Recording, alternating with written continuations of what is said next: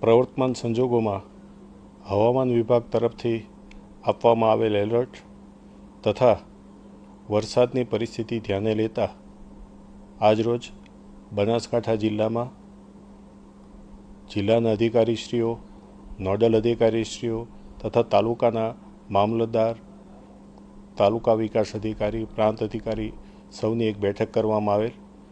સૌને પરિસ્થિતિથી વાકેફ કરી આગામી સમયમાં ભારે વરસાદની પરિસ્થિતિ ઉદ્ભવે તો એમાં કોઈ પણ પ્રકારની કચાશ ન રહે તે જોવા માટે સૌને જાણ કરવામાં આવેલ છે.